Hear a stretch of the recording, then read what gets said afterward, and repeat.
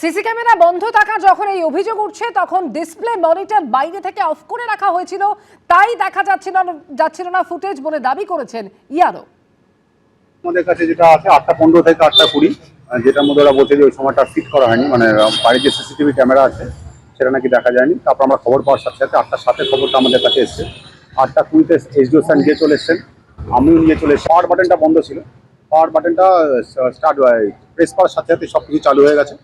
আর 8:05 থেকে 8:22 এটা যেটা অভিযোগ করছে এই সময় টিভিটা বন্ধ ছিল। আমরা 7:50 থেকে 7:50 থেকে আমরা 8:30 পর্যন্ত পুরো ফিট করবো। পুরো ওদেরকে আমরা আমাদের যে ডেটা রিট্রিভ করা হচ্ছে পুরো ডেটাটাই আমরা ওদেরকে টিভি না, আমরা টিভিটা ওইখান থেকে বাইরে থেকে বন্ধ করা হয়েছে। আমাদের কারা করলো সেটা ইনভেস্টিগেশন চলছে, আমরা দেখছি। সিসিটিভিও তো এক ধরনের টেকনোলজি এবং যারা এই কাজটা করে নিশ্চয়ই নিখুঁতভাবে করে। তাহলে হঠাৎ করে এই সিসিটিভিগুলো যে দৃশ্যগুলো আসে সেগুলো বন্ধ হয়ে যাচ্ছে, অস্পষ্ট হয়ে যাচ্ছে, বোঝা যাচ্ছে না এই যে বারাসাতে হয়েছে এটা কেন। এবং আমরা তো দাবি রাখবই যে কয়েক ঘন্টা কি যে কয়েক মিনিট আমরা দেখতে পারিনি সেইটার সিসিটিভি ফুটেজ তাদের আমাদেরকে দিতে হবে, কারণ রেকর্ডিং তো হয়ে গেছে, স্ক্রিনে ভিজিবিলিটি নেই। এটা কি মানে মানুষের রায় পড়ে গেছে, মানুষের রায় ব্যালট বক্সে পড়ে গেছে, এবার ওইটা যেন সুরক্ষিত থাক। তাহলে প্রত্যেক দিন তৃণমূল কংগ্রেসকে এই লড়াইটা করতে হচ্ছে কেন?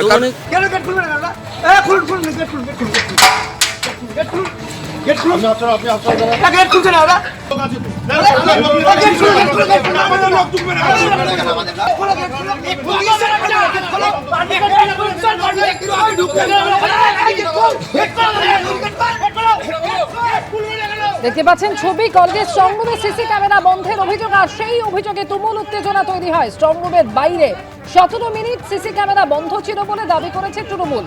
গায়ে জোরে গেট খেলার চেষ্টা, পুলিশ গেট খুললে তৃণমূল কর্মীদের সঙ্গে তুমুল বচসা হয়।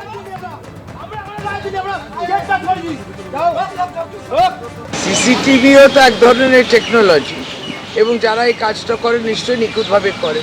তাহলে হঠাৎ করে এই সিসিটিভিগুলো যে দৃশ্যগুলো আসে সেগুলো বন্ধ হয়ে যাচ্ছে, অস্পষ্ট হয়ে যাচ্ছে, বোঝা যাচ্ছে না এই যে বারাসাতে হয়েছে এটা কেন। এবং আমরা তো দাবি রাখবই যে কয়েক ঘন্টা কি যে কয়েক মিনিট আমরা দেখতে পারিনি সেইটার সিসিটিভি ফুটেজ তাদের আমাদেরকে দিতে হবে, কারণ রেকর্ডিং তো হয়ে গেছে, স্ক্রিনে ভিজিবিলিটি নেই। এটা কি মানে মানুষের রায় পড়ে গেছে, মানুষের রায় ব্যালট বক্সে পড়ে গেছে, এবার ওইটা যেন সুরক্ষিত থাক। তাহলে প্রত্যেক দিন তৃণমূল কংগ্রেসকে এই লড়াইটা করতে হচ্ছে কেন? কারণ 15 বছর ধরে যে অভিযোগগুলো আমরা করতাম সেই অভিযোগগুলো আজকে তৃণমূল করছে। আর কেন এমনটা ওদের সাথে বারবার হয় বলুন তো? ওদের মুখ্যমন্ত্রীর ভোট গণনা যখন হয় তখন লোডশেডিং হয়ে যায়, ওদের যখন ভোট এই সিসিটিভি দেখতে থাকে তখন হঠাৎ করে সিসিটিভি বন্ধ হয়ে যায়। এগুলো কেনই বা হয়? সত্যি এখানে কোনো টেকনিক্যাল প্রবলেম হতে পারে। ওরা সেই সময় পারমিশন নিয়ে স্ট্রং রুমের সামনে পৌঁছতে পারতো, আবেদন করতে পারতো। গ্যালারি শো করে এইসব ভাষণবাজি করার তো কোনো দরকার ছিল না। আসলে ওদের পরাজয় নিশ্চিত। যারা এতদিন ইভিএম এ গন্ডগোল করে, ইভিএম এ কারচুপি করে, ওরা তো সব জানে যে কিভাবে কি করেছে।